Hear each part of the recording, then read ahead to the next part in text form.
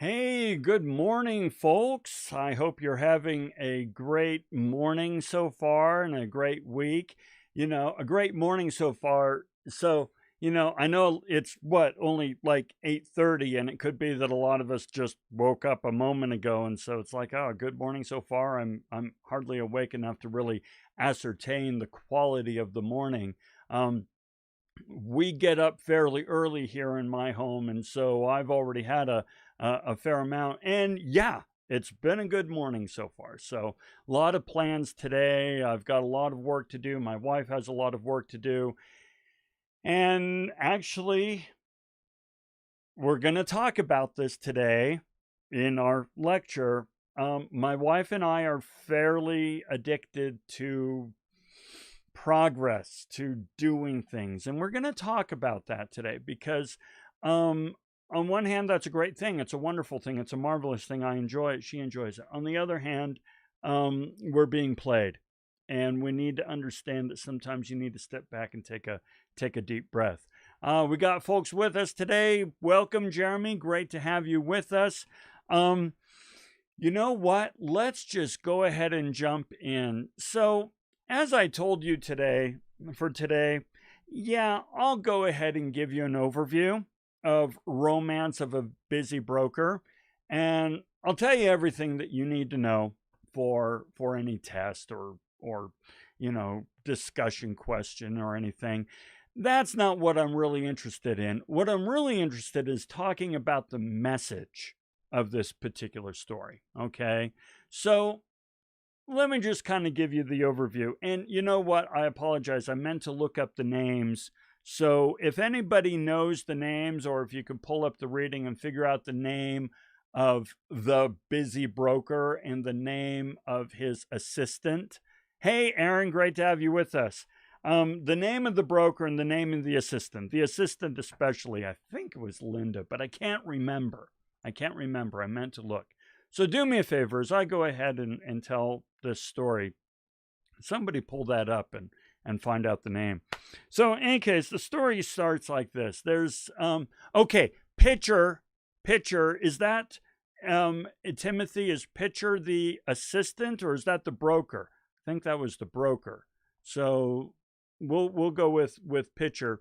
So the story goes like this. There's a busy broker. Yeah, and his name is Pitcher, all right? And he's what you would expect. He's a busy go-getter guy. He's ambitious, he's entrepreneurial, he's go go go go go. Time is money. I mean, and he has 1,000 things going on at once, right? And so the beginning of the story, it's actually kind of hard to get a hold of what's happening because it's just so chaotic. It's just a cacophony of action. So this guy's really busy, and his assistant comes in and says, "Hey, listen, I have that interview for your new assistant. We're interviewing for a new assistant, and when you're ready, we'll go ahead and interview this gal." And he's like, "What? What? Huh? What? We're hiring our new assistant? Well, yeah, you said we need a new assistant." And he says, "Okay, fine. So we're going to hire a new assistant." And Pitcher starts to think, I really like our new assistant, right? I mean our current assistant. She's great. She's wonderful. I'm and Leslie. I thought it was Linda. It's not Linda. It's Leslie. Thank you. Stenographer. Pitcher, Mr. Pitcher is thinking, okay, well, the stenographer, Leslie, she's fantastic. She's great. Why are we hiring a new stenographer? That makes no sense. And he starts to think, and they're going through the motions and more busy. It's not like the guy sits around and introspectively, meditates upon things or anything. But he starts to realize, actually, I really like Leslie. I mean, I really like Leslie. As a matter of fact, I need to make my intentions known to Leslie. Okay. So he pulls in Leslie and he says, listen, okay, I don't have a lot of time. I have a lot of these things going on, Leslie. You've been a wonderful stenographer. It's fantastic. But listen, there's something that's been on my mind. I haven't really known how to approach this and broach the topic with you, but I'm rather keen on you. And in fact, I was wondering if you might be open to marrying me. I'm very keen on you. I like you very much. I think you're wonderful, and so I would like to ask for your hand in marriage. But you know what? I'm really, really busy, so I kind of need an answer really quick, right? Well, one thing I didn't say is that when Leslie came in earlier today, she was kind of smiling at Mr. Pitcher and kind of making eyes at Mr. Pitcher, and he wasn't noticing or responding to any of those sort of facial gestures. Well, Leslie, her face falls, right? She just becomes depressed. And then there's this little light bulb that goes off over her head, and she goes, I kind of wondered if this would happen. So here's the deal. The reason you're interviewing a new stenographer is because last night you and I were married. We got married. And that is the whole M. Night Shyamalan ending to the story. The idea is that this dude, Mr. Pitcher, is just so busy and so frantic with action that he couldn't even remember that he had already asked this gal and in fact got married last night. His mind was just in 1,000 places. Okay, cute story, whatever. Oh, wow. Big ending. Here's the thing, guys. You would be really, really shocked, amazed, and perhaps even a little depressed to learn how real that sort of that sort of experience is. Okay?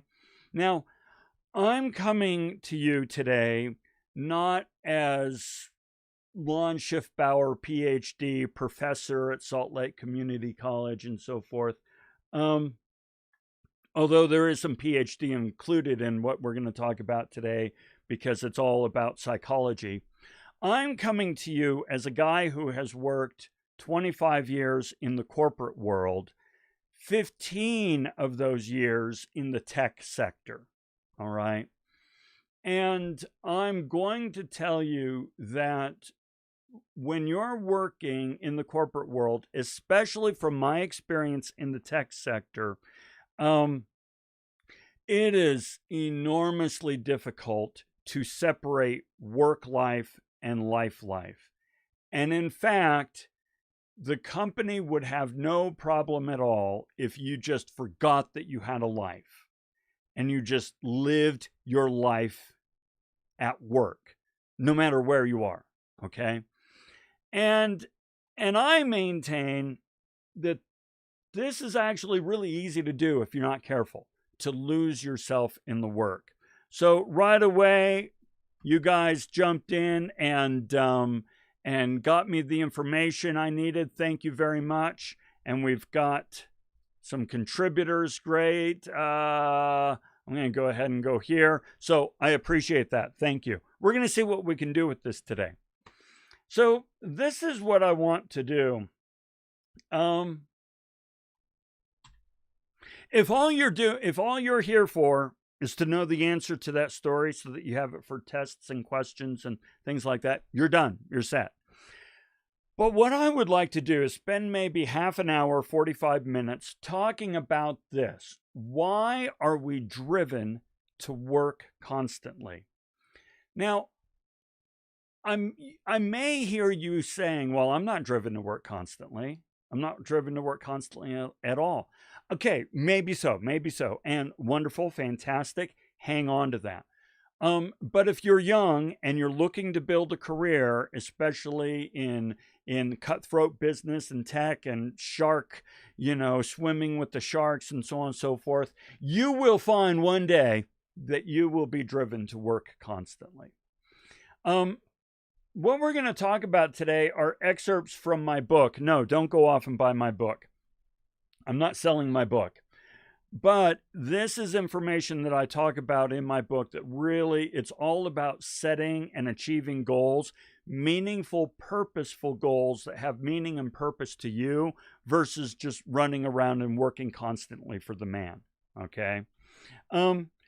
Here's what we're going to talk about. 8 tools that the system uses to control and overwork you. Okay. There are, in fact, psychological mechanisms at play that companies use, and they don't do it maliciously or consciously. It's just, this is our culture. These are psychological mechanisms that our culture leverages to get the most productivity out of employees. Now, I want to be really clear. I freaking love work. I love work. I love what I do. I invest a lot in what I do. In my free time, I do more work. Okay? I'm dead serious about that. What do I do for pleasure? I work. But here's the thing. I think this, over the years, has indoctrinated me. And lately, and when I say lately, I mean over the last 5-10 years, I've been thinking a lot more about, setting limits for myself and making sure that the work I do is work that I feel is most valuable and has the most meaning to me and what I want to accomplish in my life, and has the most value to those for whom I do the work, namely you guys. Okay? I don't want to do work for work's sake. I don't want to jump through hoops. I don't want to just do the dance because I need to do the dance. All right, so let's explore these. First, you know this one, guys, the profit motive. All right? We need to recognize that a lot of what we do is driven by the fact that we want more. We want more. Okay? We don't need more, right? So Kenneth Galbraith, with the dependence effect, he made it very clear you don't actually need much more than what you have now. And in fact, you could get rid of 80% of what you have now and you'd still survive just fine. You don't need more, but we want more. Well, as somebody who wants more, I understand this and I get it. The question is, are we accumulating to keep up with the Joneses and exercise pecuniary emulation? Or are we accumulating because it's something that we want to do, we want to explore, and we want to, grow in? So, for example, I'm getting Christmas catalogs, right? And I got a Christmas catalog from the Duluth company. And in it is a jacket that I really, really like. Here's the thing, guys. I have 7, 8, 9 jackets. And you know what? And this doesn't make sense. I don't like wearing jackets, but I love jackets. I have probably 3 dozen hats. I don't like wearing hats, but I've got hats. And when I see jackets and hats that I like, I want them. Why? Now, if I want to get a different computer so I can do better videos and so forth and get better lighting, that's different because I'm using them and I'm investing in them and I'm self-actualizing through them. But if I'm working my butt off just to buy stuff that's going to go in my closet and never be used, I'm being played by the system. So ask yourself, what are you working your butt off so that you can go buy and yet you never use it or really fully experience it, but you did it because that's what the system tells you to do? I do this all the time, and it's something I really examine a lot. Okay, next one. The Protestant work ethic, right? We talked about the Protestant work ethic. and our, abhorrence of the idea of idleness. Busy is perceived as virtuous, whereas idle is perceived as slothful and therefore sinful. Okay? This is a cultural paradigm that we live in, right? Remember, I said that companies aren't doing this maliciously or deliberately to trick you or manipulate you into working. I'm saying these are just cultural contexts that drive us toward this. Well, you know what? What on earth is wrong with some occasional idleness? See, I got news for you. There are trillions upon trillions upon trillions of life forms on this planet right now. Bacteria, bugs, people, puppies. Every moment of every day, trillions of life forms are being born and dying. And the whole time that I just said this thing, a trillion life forms just died. You don't know anybody who was on the earth 1,000 years ago. Yeah, you know some historical figures, but come on. You don't know anybody who was on the earth 1,000 years ago, let alone know what they did with their time. Yeah, we have some Benjamin Franklins and we have some, Socrates and so forth. But 99.9999% of the people who were on this earth 1,000 years ago, you don't know them and you don't know what they did with their time. So what in the world is it going to matter if we're idle once in a while? Nothing. But yet our cultural paradigm, and I'm one of them, guys, they trick us into thinking that being idle is bad. So my wife and I, and I'm being completely honest with you here. My wife and I have a problem with this. Every weekend we work our butts off. And then we sit back and we have this diametrically opposed feeling. Part of us says we were really, really, really productive. And we feel good that we were productive. But another part of us resents that we spent our whole weekend working.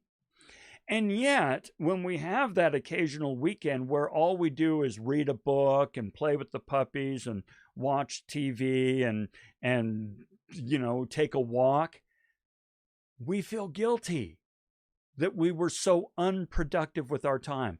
Guys, that's an illness. I mean that. That's wrong. And I'm trying to work my way through it. She's trying to work her way through it. Be cognizant and aware when you start to see that behavior in yourself. Aaron says, exactly, it's pretty nice to just stare out the window and look at the snow sometimes. Yes. Absolutely. And Aaron, to that point, there's a video series I like, a YouTube series called The School of Life. And The School of Life has this one video that basically talks about how to be lazy, how to be idle. And that's one of the things he talks about is just what's wrong with staring out the window and just contemplating, right? But the Protestant work ethic says, that's lazy, okay? Timothy says, this is why the tiny home movement has grown so much. Yes, so true, right? So true. Okay, let's continue on. We want to have it all. We really want to have this pecuniary emulation and this dependence effect that we've talked about, to where we create contrived wants. We didn't know we wanted it 10 minutes ago, but now that I saw an ad for it, I want it. Oh my gosh, this happens to me all the time, people. We are taught early on that we can have anything we want, be anything we want, do anything we want. We want to have it all. So you will have a hard time finding somebody more feminist than I am.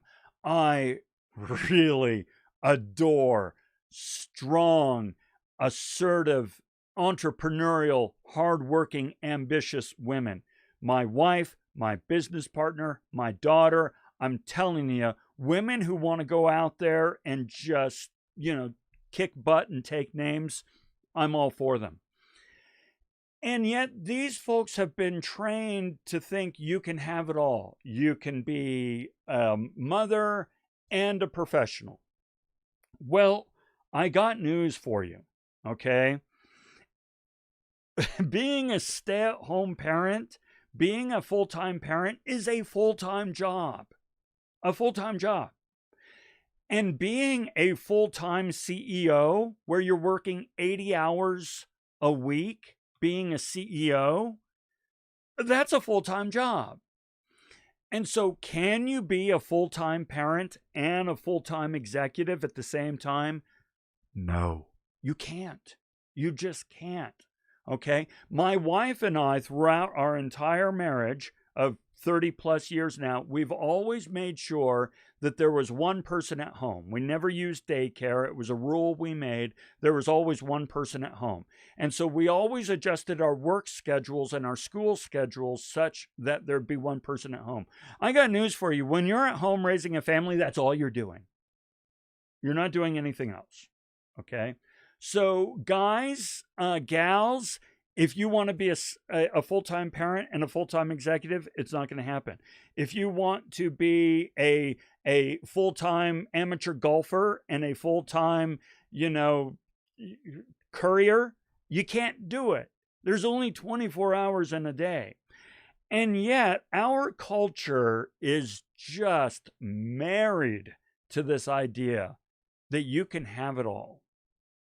And we end up working ourselves to the bone and doing a half-assed job in both areas, chasing this myth that we can have it all.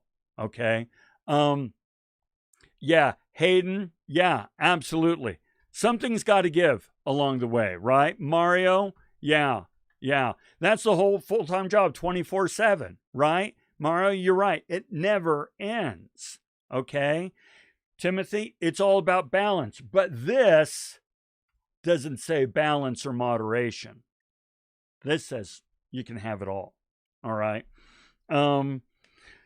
So this as well drives us to work constantly and to feel this insane, horrible guilt every single time we fail at something. Okay. And you're going to fail because you can't have it all. All right. Fear of missing out, FOMO. This was brought up in our last lecture or a week ago or so. Fear of missing out. We are trained to look for and pursue every opportunity. The history of capitalism is replete with examples of people who missed out and lost big. Oh man, if I had bought Apple back when it was a little company, if I'd bought Microsoft, if I had bought Google, if I had bought Amazon, and if I had bought Bitcoin, right? Oh, I'd be rich right now, right? Same thing goes with work opportunities, school opportunities. Since we have been indoctrinated to say, you can have it all, we are hardwired to look for opportunities and to pursue those opportunities. And every time we see an opportunity and have to say no to it, we are just racked with this angst that tells us, did we miss out on something? Am I really going to regret that? I'll give you an example. So I'm in, where was I at the time? I was in Costa Rica. I was in Costa Rica with Intel doing this thing. And out there was one of the executives, all right? And he's kind of this big wheeler, we're talking C-suite executive. And he's kind of this big deal, so on and so forth. And I am dead freaking tired at the end of the day. I am tired. I'm beat and so forth.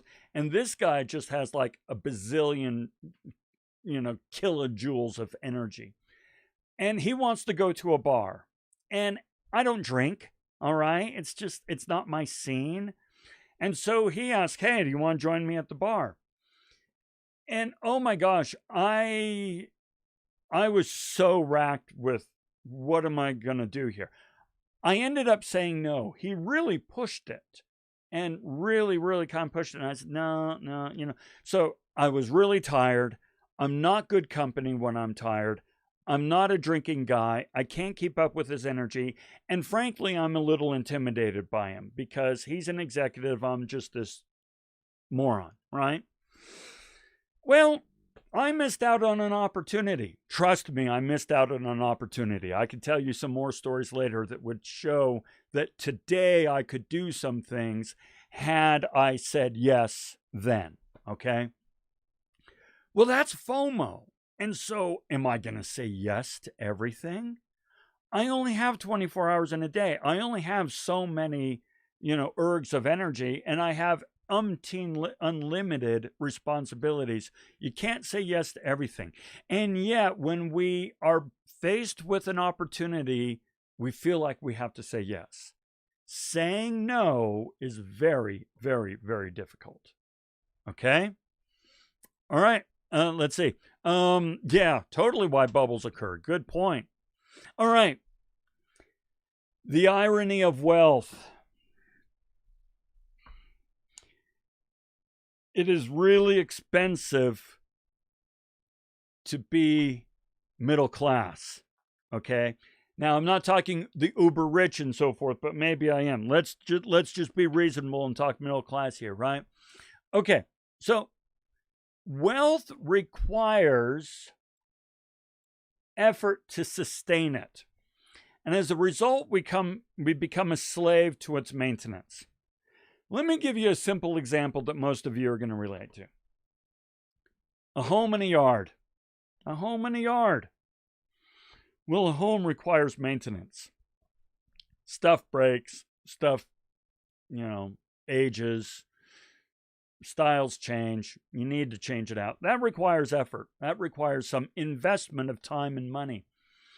Lawns need to be mowed. Gardens need to be manicured. That requires an investment of time and money. Okay, so because I am fortunate enough to own a home, which requires an investment of time and money, I need to invest further time and money to maintain that home. Okay, now think home and your yard. Think your car. Think your second car. Think a boat. Think about this. Think about that. Think about all the things that you imagine owning if you were rich. Well, here's the irony of it. The more you own, the more you have to invest time and money into its upkeep. And so, yeah, I kind of feel like sometimes I'm a slave to my yard. I have a really beautiful yard. I have a really nice yard. But I'm a slave to it. I spend every weekend working in the yard. And yeah, I enjoy the result, but I'm a slave to it.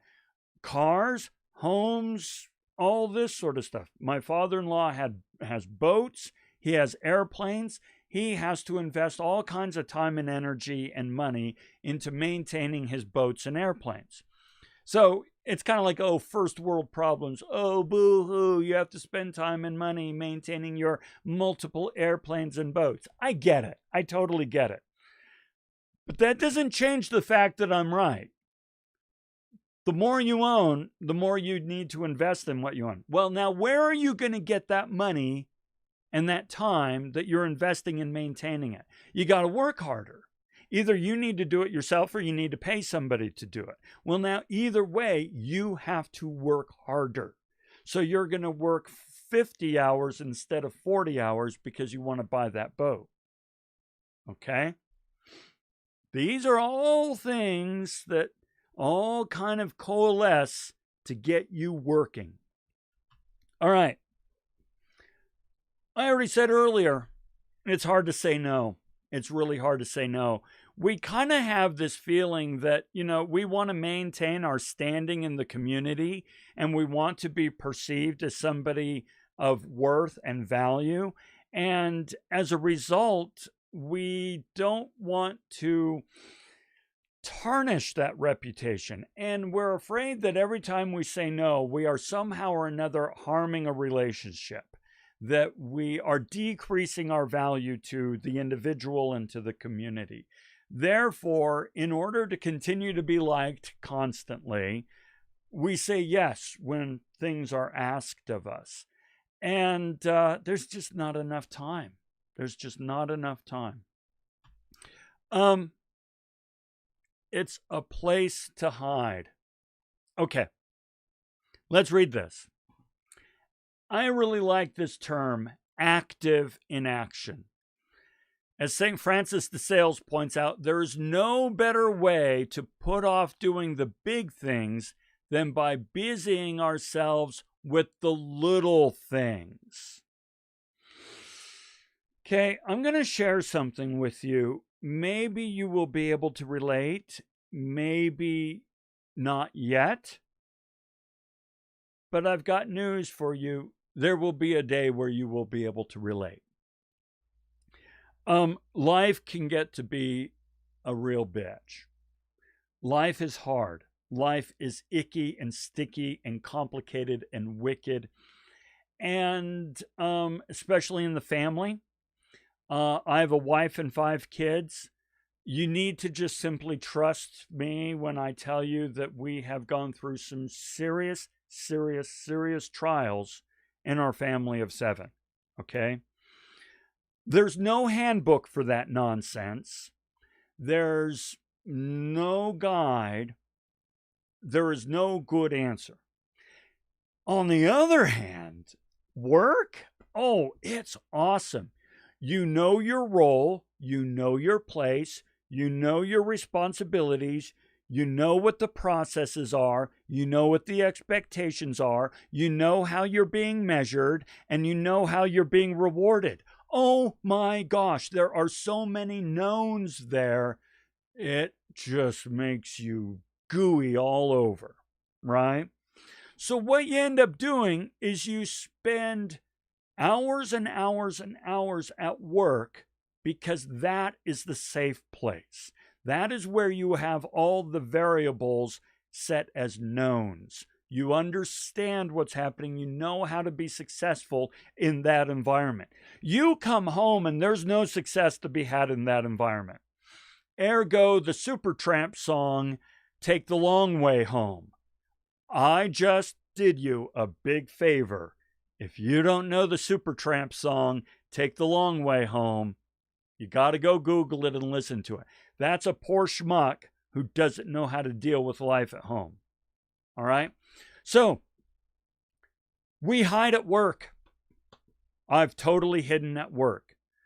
Everybody I've worked with in the tech industry, without fail, every single one of them at some point or another in their careers were putting in 80 to 100-hour weeks because they couldn't face home. All right.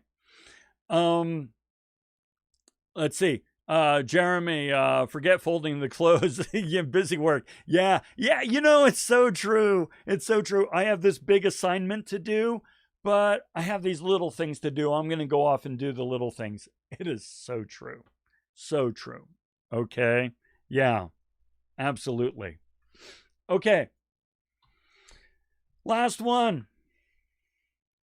We like it. We like it. All the things that I just kind of, expressed were cultural contexts that drive us to work hard, to work constantly, to be, never ceasing, right?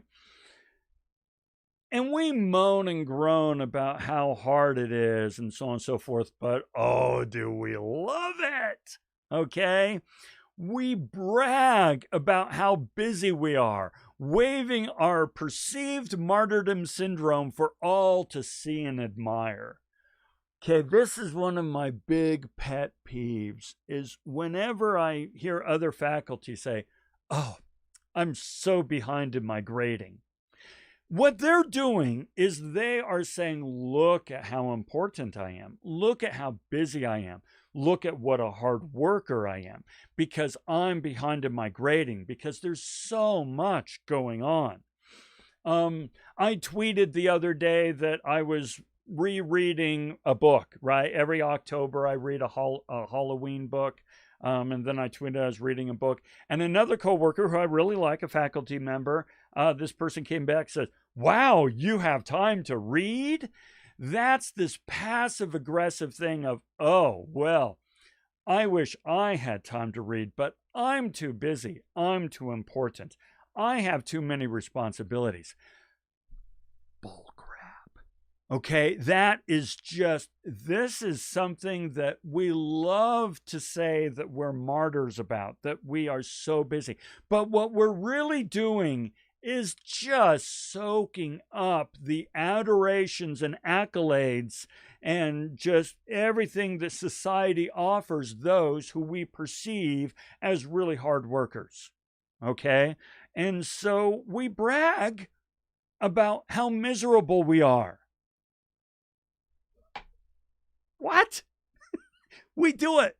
We brag about how miserable we are at work, and we lament that we don't have time to read a book or take a walk.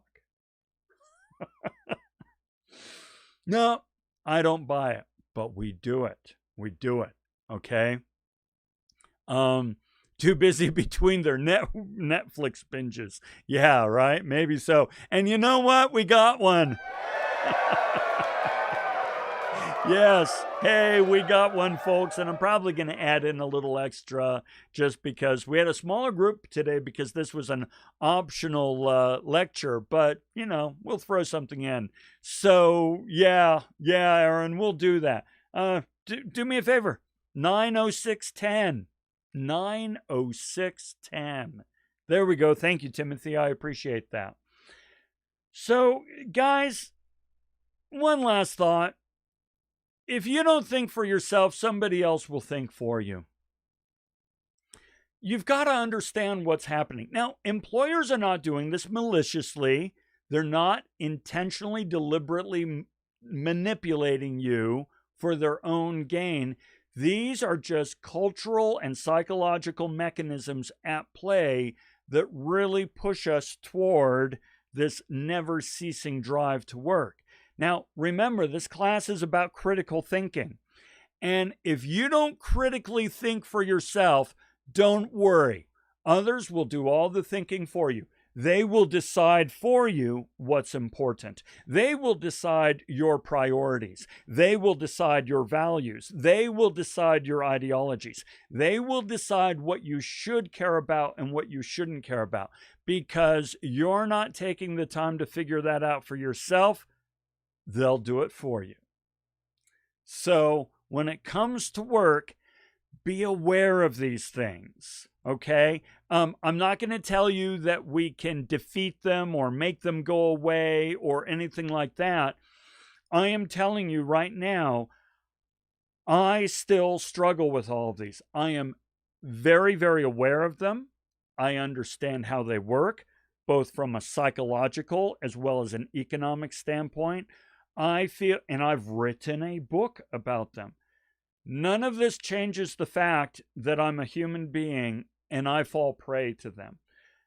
So I hope you found this at least somewhat fascinating and somewhat, introspective, or that you take time to be introspective about these ideas and kind of say, okay, where do I see this happening in my own life? Maybe you don't see it happening, but you see the risks out there on the horizon. And so you think, I'm going to make sure I'm aware and cognizant of these things when they happen. Because they will happen. They're going to happen. All right? Yeah, Aaron, totally. Definitely. Right? Hey, thank you all very much. Timothy, you're welcome. I'm glad you found this at least interesting. When we come back next week, we'll get into the readings again. I'll send out an announcement in Canvas and say what to focus on and so forth. But we're getting down to the wire. Today and tomorrow, I'm going to be looking at your rough drafts. You'll have those back in your hands. you're going to be in great shape for the paper. And then here pretty soon, we're going to do a final review. Trust me on the final review. All you have to do is show up, take notes, and be willing to pull up some past assignments, and you're going to be totally set. Okay? All right. Thank you, everyone.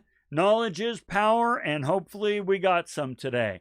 Have a fantastic day. More importantly, a fantastic weekend. Find that right balance of productivity and relaxation. Okay? Great to have you along. We'll talk to you next week. Have a good one.